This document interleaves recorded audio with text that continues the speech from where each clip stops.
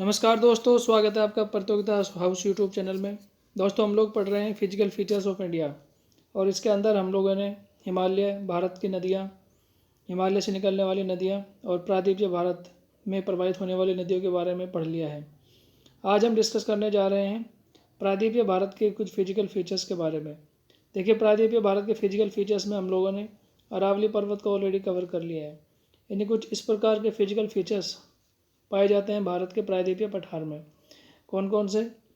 जैसे भारत का प्रायद्वीपीय पठार, उसके बाद अरावली पर्वत, मालवा का पठार, राजमहल की पहाड़ियाँ, सिंधु पर्वत, उसके बाद आता है आपका सतपुड़ा पर्वत। सिंधु पर्वत नहीं है, उसका नाम है विंध्य पर्वत।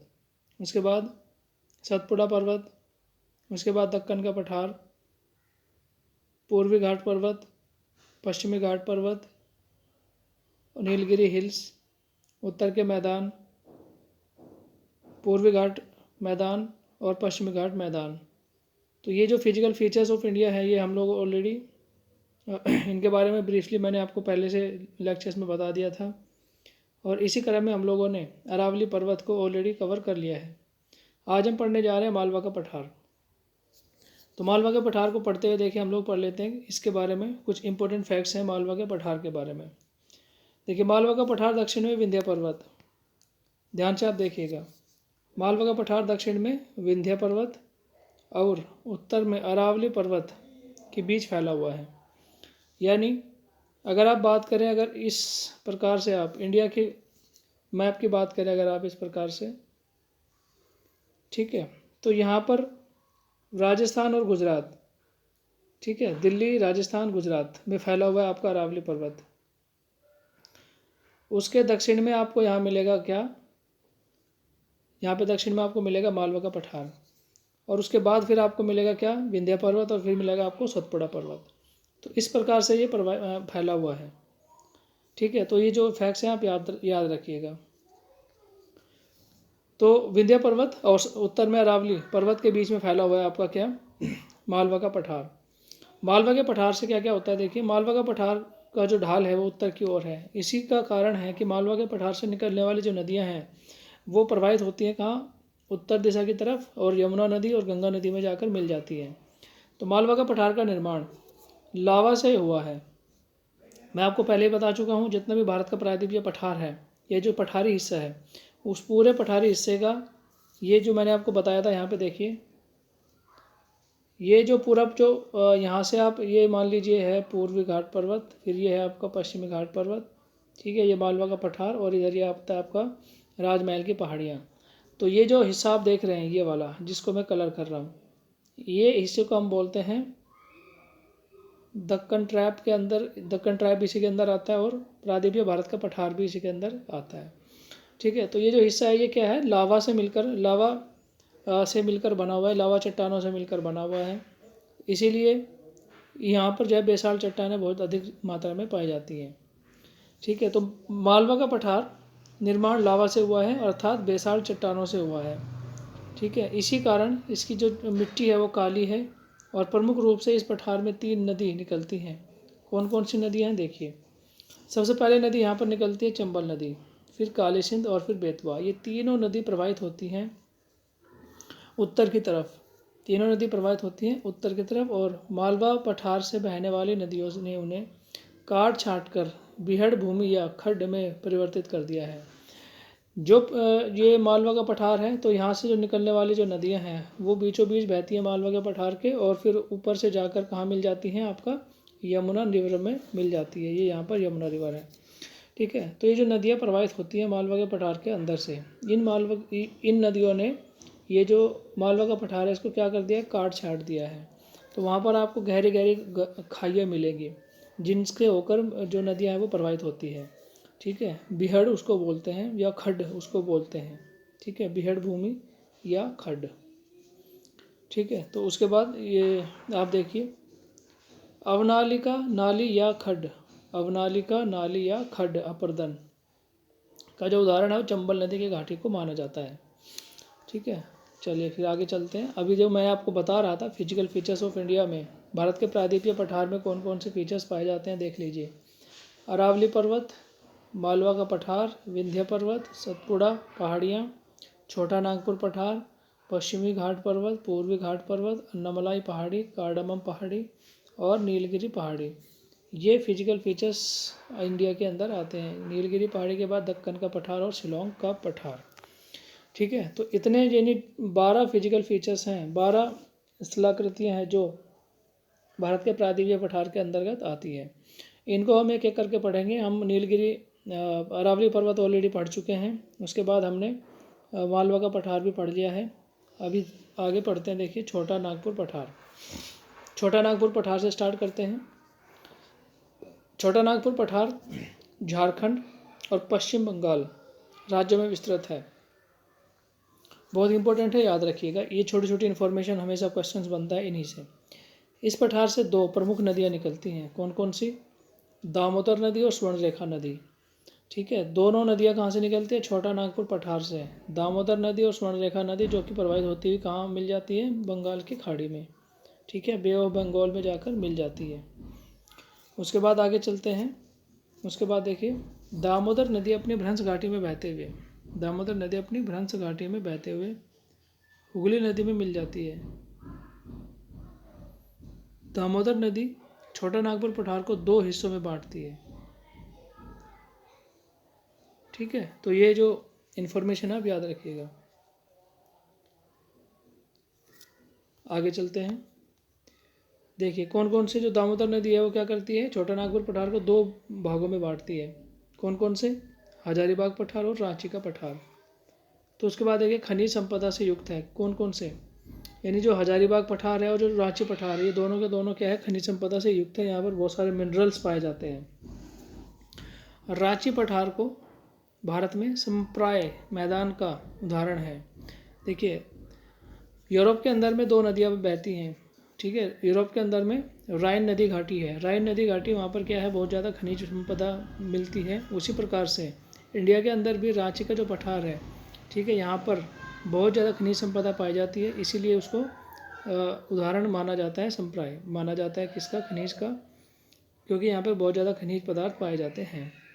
भारत में 3 नदियाँ अपनी भ्रंश घाटियों में बहती हैं। कौन कौन सी? नर्मदा, तापी और दामोदर। ठीक है, नर्मदा और तापी मैंने आपको बताया था कि ये विंध्य पर्वत और सतपुड़ा पर्वत से निकलती हैं। और ये इनका जो फ्लो है, इनका जो बहाव है वो कहाँ है? ठीक है, इनका जो बहाव है वो है पूर्व से पश्चिम की तरफ। ठीक है, पूर्व से पश्चिम की तरफ। जबकि जो दामोदर नदी है वो दामोदर घाटी में प्रवाहित होती है और उसका जो फ्लो है वो कहाँ है? पश्चिम से पूर्व की तरफ, और ये बे ऑफ बंगाल में जाकर मिल जाती है। उसके बाद आगे चलते हैं। रांची स्वर्णरेखा, रांची जो कि क्या है? झारखंड की राजधानी है। रांची स्वर्णरेखा नदी के तट पर बसा हुआ है। ठीक है, स्वर्णरेखा नदी बंगाल की खाड़ी में गिर जाती है और यह पठार भारत में खनिजों की दृष्टि से सबसे समृद्ध पठार है। इसमें मुख्यतः देखिए कौन कौन से खनिज पाए जाते हैं? सोना, कोयला, यूरेनियम, मैग्नीशियम, ये सब खनिज पाए जाते हैं। कहाँ पर? रांची पठार या हजारीबाग पठार के अंदर। उसके बाद देखिए आगे, छोटा नागपुर पठार। छोटा नागपुर पठार भारत का रूर प्रदेश कहते हैं। छोटा नागपुर पठार के उत्तर में राजमहल की पहाड़ियाँ हैं और राजमहल की पहाड़ियाँ मुख्य रूप से झारखंड राज्य में उपस्थित है।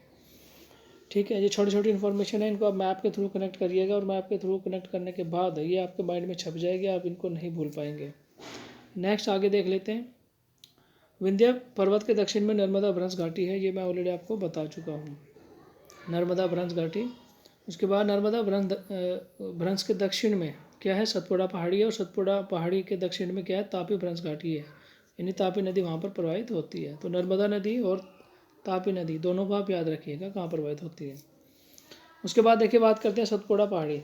मालवा का पठार हमने पढ़ लिया है। मालवा के पठार के साथ साथ हमने हजारीबाग पठार, ठीक है, हमने पढ़ लिया है आपका हजारीबाग पठार, रांची पठार, दोनों को हमने पढ़ लिया है। ठीक है, उसके बाद हम बात करते हैं सतपुड़ा पहाड़ी की। देखिए, तो सतपुड़ा पहाड़ी में क्या है? सतपुड़ा पर्वत के उत्तर में नर्मदा भ्रंश घाटी और दक्षिण में तापी भ्रंश घाटी स्थित है। ठीक है, तो 2 भ्रंश घाटियों के बीच स्थित होने के कारण सतपुड़ा पर्वत को ब्लॉक माउंटेन भी कहते हैं। और ये ब्लॉक माउंटेन कैसे है वो देखिए, इस डायग्राम के थ्रू आप समझ लीजिए। देखिए, ब्लॉक माउंटेन कैसे है कि ये जो भूमि यहाँ पर है इस प्रकार से, ये आप इसको ऐसे समतल भूमि मानिए पहले, ठीक है। ये जो बीच वाला हिस्सा है, मान लो यहाँ से और यहाँ से, ये बीच वाला हिस्सा क्या है, नीचे धंस गया ऐसे, ठीक है, वो हो गया ऐसे, इस प्रकार से नीचे धंस गया, ठीक है। और उसी प्रकार से दूसरा तरफ से भी जो हिस्सा है वो क्या हो गया, नीचे धंस गया इस प्रकार से। तो आप देखिए जब ये वाला हिस्सा और ये वाला हिस्सा नीचे धंस जाएगा तो जो बीच वाला हिस्सा है वो क्या आएगा, ऑटोमेटिकली ऊपर उठ जाता है। तो ये ऑटोमेटिक ऊपर उठा हुआ जो हिस्सा है इसी को कहते हैं ब्लॉक पर्वत, ठीक है, ये इसको कहते हैं ब्लॉक माउंटेन, ब्लॉक की तरह ये ऊपर उठ जाता है। तो यही यहाँ पर बताया गया है कि ब्लॉक माउंटेन क्या होता है। सतपुड़ा पर्वत 3 पहाड़ियों में विस्तृत है, 3 पहाड़ियों में विस्तृत है, राजपीपला, महादेव और महाकाल। ये मैप के ऊपर भी मैंने आपको समझाया था। महादेव पहाड़ी जो है वहाँ पर एक हिल स्टेशन है, धूपगढ़ चोटी, वहाँ पर एक धूपगढ़ चोटी है, धूपगढ़ हिल स्टेशन है, वहाँ पर पाया जाता है। और महाकाल पूर्व में क्या है, 1057 यानी 1057 मीटर अमरकंटक। अमरकंटक से कौन सी नदी निकलती है, नर्मदा नदी निकलती है, ठीक है। छोटी छोटी इन्फॉर्मेशन है, आप याद रखिएगा। यहाँ से क्या निकलती है, नर्मदा नदी निकलती है। उसके बाद आगे चलते हैं, देखिए महाकाल। महाकाल पहाड़ी, महाकाल पहाड़ी मध्य प्रदेश और छत्तीसगढ़ के बीच में स्थित है महाकाल पहाड़ी। इसके बारे में और इन्फॉर्मेशन बता देते हैं आपको। देखिए महाकाल पहाड़ी की सबसे ऊंची चोटी क्या है, अमरकंटक, इसकी ऊंचाई है 1057 मीटर। और महाकाल पहाड़ी की सबसे ऊंची चोटी है अमरकंटक, और यहीं से 2 नदियाँ निकलती हैं, कौन सी, नर्मदा नदी और सोन नदी। नर्मदा नदी जो है वो खंबात की खाड़ी में जाकर गिरती है, और जो सोन नदी है वो गंगा में जाकर मिल जाती है। किस प्रकार से, यहाँ पर आप देखिए, ठीक है। ये हो गया भारत का प्रायद्वीपीय पठार। यहाँ पे आप मान लीजिए सतपुड़ा पर्वत, तो सतपुड़ा पर्वत की जो ये महाकाल और ये जो अमरकंटक बता रहे हैं, है ना, यानी महाकाल पहाड़ी की एक चोटी है अमरकंटक, अमरकंटक चोटी है यहाँ पर। ये जो विंध्य पर्वत है, विंध्य पर्वत और सतपुड़ा पर्वत 3 श्रेणियों में बटा हुआ है अलग अलग, ठीक है। तो महाकाल पहाड़ी की सबसे ऊंची चोटी क्या है, अमरकंटक। तो अमरकंटक चोटी से निकलता है क्या, 2 नदियाँ, कौन कौन सी, नंबर 1 सोन नदी। सोन नदी प्रवाहित होती है इस तरह से, और नर्मदा नदी प्रवाहित होती है किधर, इस तरह से, लेफ्ट साइड को, यानी पूर्व से पश्चिम की तरफ नर्मदा नदी प्रवाहित होती है, और जो सोन नदी है वो प्रवाहित होती है उत्तर की तरफ, ठीक है। तो इसको आप याद रखिए कि ये यहाँ पर गंगा में जाकर मिल जाती है, इधर जाकर गंगा में मिल जाती है। उसके बाद देखिए पंचमढ़ी हिल स्टेशन जो है वो धूपगढ़ चोटी के पास स्थित है, और सतपुड़ा पर्वत की राजपीपला पहाड़ी 3 राज्यों में फैली हुई है, कौन कौन से, नंबर 1 गुजरात, उसके बाद महाराष्ट्र और मध्य प्रदेश, ठीक है, गुजरात, महाराष्ट्र और मध्य प्रदेश। उसके बाद आगे चलते हैं दक्कन पठार। देखिए दक्कन पठार की बात करते हैं। दक्कन पठार में, दक्कन पठार सतपुड़ा पहाड़ी पश्चिमी घाट और पूर्वी घाट के मध्य में फैला हुआ है। दक्कन का पठार, दक्कन पठार सतपुड़ा पहाड़ी पश्चिमी घाट पर्वत और पूर्वी घाट पर्वत के बीच में फैला हुआ है। कौन सा, देखिए मैं आपको बता देता हूँ, ठीक है। इसको आप देखिए ध्यान से, ये हो गया आपका प्रायद्वीपीय भारत का पठार, ठीक है। ये तो हो गया आपका यहाँ सतपुड़ा पर्वत, ये हो गया आपका पूर्वी घाट पर्वत, और ये हो गया आपका पश्चिमी, सॉरी ये हो गया आपका पूर्वी घाट पर्वत, ये हो गया आपका पश्चिमी घाट पर्वत, ठीक है। तो इनके बीच में ये जो पोर्शन आप देख रहे हैं ये वाला, ये ठीक है, ये पूरा का पूरा क्या है, दक्कन का पठार। और ये किन किन राज्यों में फैला हुआ है, देखिए ये फैला हुआ है आपका महाराष्ट्र, कर्नाटक, गोवा, केरला, इधर तमिलनाडु, आंध्र प्रदेश और तेलंगाना, इन राज्यों में फैला हुआ है आपका ये क्या, दक्कन का पठार, ठीक है। तो दक्कन पठार में निम्न संरचनाओं को सम्मिलित किया जा सकता है। कौन कौन सी संरचनाएं हैं, वो अभी दक्कन पठार के अंदर मैंने आपको बताया कौन कौन सी संरचनाएं हैं। वो संरचनाएं हैं कि दक्कन के पठार के अंदर का आता है आपका महाराष्ट्र, ठीक है। उसके बाद आता है आपका क्या, कर्नाटक, गोवा, उसके बाद आता है आपका केरल, इधर आता है फिर तमिलनाडु, फिर आंध्र प्रदेश और तेलंगाना। तो ये जो यहाँ पर आप जो देख रहे हैं, ठीक है, ये जो पूरे के जो स्टेट्स आप देख रहे हैं ये सभी के सभी में फैला हुआ है दक्कन पठार। दक्कन पठार के बारे में फर्दर फिर हम नेक्स्ट लेक्चर में हम डिटेल से पढ़ेंगे कि दक्कन पठार के अंदर कौन कौन सी चीज़ें आती हैं और वहाँ पर कौन कौन से खनिज पाए जाते हैं और वहाँ पर कौन कौन से स्थलाकृति और भी बनी हुई हैं, ठीक है। तो इस लेक्चर में तो फिलहाल इतना ही है। जिन लोगों ने चैनल को सब्सक्राइब नहीं करा है वो चैनल को सब्सक्राइब जरूर कर लीजिएगा। जब तक आप चैनल को सब्सक्राइब नहीं करेंगे तब तक आपके पास कोई भी लेटेस्ट नोटिफिकेशन वीडियो का नहीं पहुंचेगा। और अपने दोस्तों के साथ में आप वीडियो को शेयर ज़रूर कीजिएगा, क्योंकि जब आप अपने दोस्तों के साथ इस वीडियो को शेयर करेंगे तो उनको भी कुछ बेनिफिट मिल पाएगा, वो भी अपनी तैयारी, अपना प्रिपरेशन, कंपटीशन का घर बैठे आराम से कर सकते हैं, ठीक है दोस्तों, तो इस लेक्चर में तो फिलहाल इतना ही है। नेक्स्ट लेक्चर के लिए इंतज़ार कीजिए, फिर मिलते हैं जल्दी ही नेक्स्ट लेक्चर के साथ। तब तक के लिए thank you very much, thank you.